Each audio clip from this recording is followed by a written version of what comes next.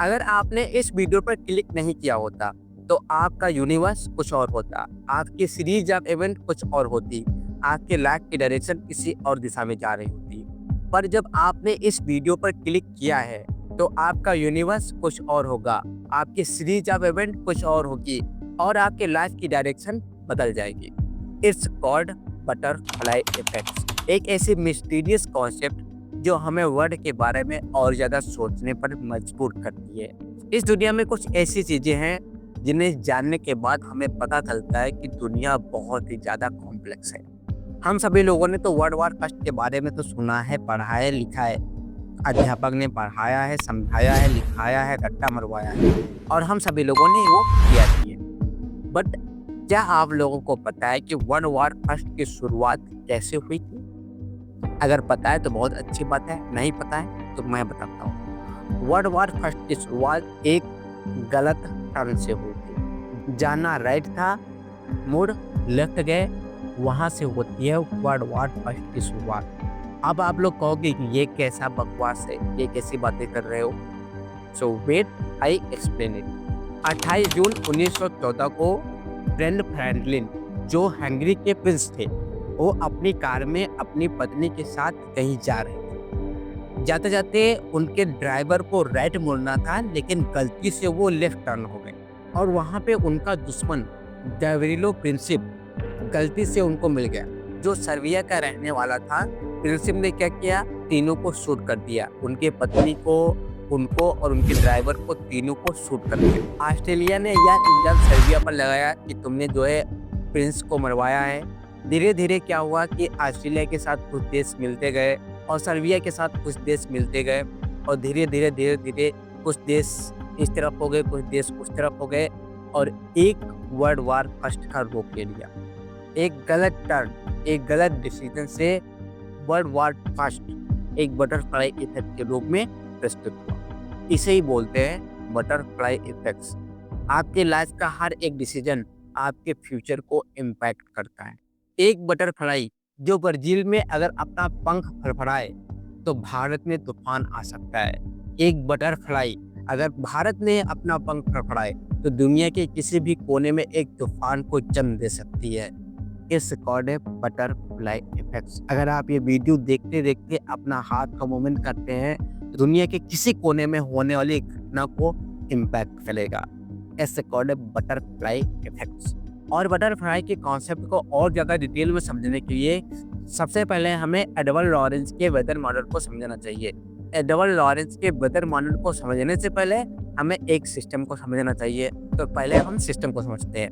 अगर हम एक पेंडुलम लेते हैं, पेंडुलम को किसी भी इनिशियल कंडीशन से छोड़ दें तो धीरे धीरे क्या होगा, धीरे धीरे उसका मोमेंट कम होता जाएगा और वह अपने सतह से स्थिर हो जाएगा, यानी कि रुक जाएगा। तो पेंडुलम को किसी भी कंडीशन में हम छोड़ दें, उसकी इनिशियल कंडीशन कुछ भी हो, तेज करके छोड़े, धीमे करके छोड़े, राइट टर्न करके छोड़े, लेफ्ट टर्न करके छोड़े, कैसे भी छोड़े, उसका एंड रिजल्ट क्या होगा, रुकना, अपनी सतह से स्थिर होना, रुकना।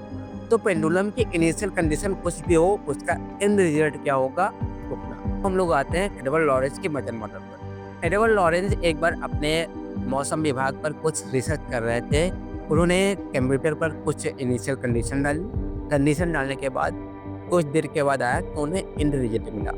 अब एडवर्ड लॉरेंस और ज़्यादा एक्सपेरिमेंट करना चाहते थे तो उन्होंने उन्हीं कंडीशन को फिर से डाला, लेकिन इस बार उन्होंने डेसिमल पॉइंट से कुछ ही अंक लिए। जैसे अगर वैल्यू 0.56789 थी तो इस बार उन्होंने सिर्फ 0.56 लिया और 789 को छोड़ दिया। तो देखने में लगभग ये समान ही लगते हैं, 0.56 और 0.5678। तो उन्होंने इस बार सिर्फ 0.56 लिया, लेकिन कुछ देर के बाद जब वह रिजल्ट देखने आए तो वो हैरान रह गए, क्योंकि इस बार जो रिजल्ट आया, जो एंड रिजल्ट आया, वो बहुत ही अलग था। अब आप लोग पूछोगे कितना? तो अगर पहली वैल्यू का एंड रिजल्ट साफ धूप और बादल का हो, दूसरी वैल्यू का जो एंड रिजल्ट था वह तेज तूफान और बारिश का था। छोटा सा बदलाव करने से इतना ज़्यादा चेंज आया। तो हमारी लाइफ में भी एक छोटा सा चेंज बड़े बदलाव का कारण बनता है।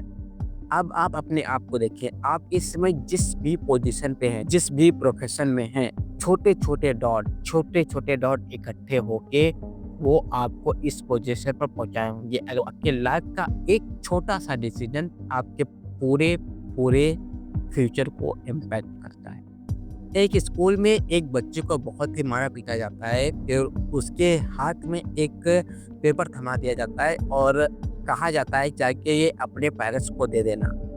वो छोटा बच्चा घर आता है, घर आके वह लेटर अपनी मम्मी को देता है, मम्मी उसको पढ़ती है, पढ़ने के बाद उसकी मम्मी रोने लगती हैं और बच्चा पूछता है आप क्यों रो रही हो और इस लेटर में क्या लिखा हुआ है? तो मम्मी कहती हैं कि इस लेटर में लिखा हुआ है कि हमारा बच्चा बहुत ही जीनियस है और ये स्कूल हमारे बच्चे के लिए नहीं है। तब से मम्मी ही उसको पढ़ाती लिखाती है, बच्चा बड़ा होता है, बहुत बड़ा साइंटिस्ट बनता है, बहुत सारे एक्सपेरिमेंट करता है, उसकी मम्मी अब नहीं रहती हैं।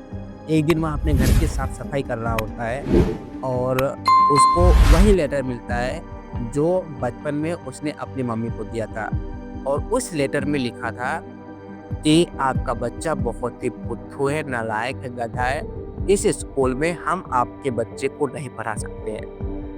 अब आप लोग समझ गए होंगे कि हम किसकी बात कर रहे हैं। थॉमस अल्वा एडिसन, जो बचपन में बहुत ही बुद्धू किस्म के इंसान थे, लेकिन उन्होंने अपनी मम्मी से सीखा, मम्मी ने उन्हें पढ़ाया लिखा और आगे बढ़ाया।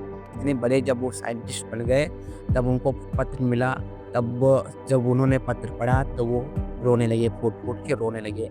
अगर उस दिन मम्मी ने वो लेटर सही-सही पढ़ लिया होता, तो क्या आज हम जो बल्ब जलाते हैं वो जला पाते? बिल्कुल भी नहीं। उस समय बच्चे का जो सेल्फ कॉन्फिडेंस था वो टूट गया होता और वह इतना बड़ा एक्सपेरिमेंट नहीं कर पाता।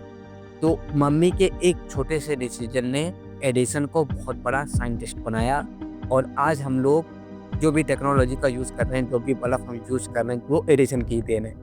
तो छोटा-सा डिसीजन एक बहुत बड़े बटरफ्लाई इफेक्ट के रूप में सामने आया। पाप ग्रेगरी 9th जो कि कैथोलिक चर्च का प्रमुख था, उसने एक बार जो है बिल्लियों के खिलाफ जंग छेड़ दी। उसने कहा कि बिल्लियाँ जो है शैतान का रूप होती है और कैथोलिक चर्च में इनकी कोई जगह नहीं है, इसलिए बिल्लियों को मार दो। तो सारी बिल्लियों को मार दिया गया।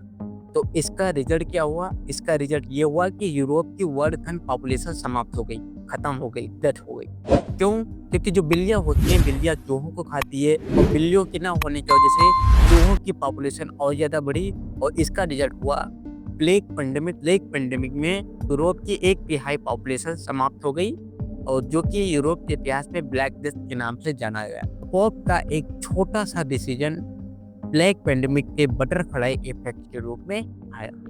तो वीडियो पसंद आया तो वीडियो को लाइक करिए, चैनल को सब्सक्राइब कर लीजिए। वीडियो के बारे में आपके क्या राय है कमेंट बॉक्स में जरूर लिखें। आप आगे और किस टॉपिक पे वीडियो देखना चाहते हैं प्लीज कमेंट बॉक्स में बताएं। वीडियो देखने के लिए बहुत बहुत धन्यवाद।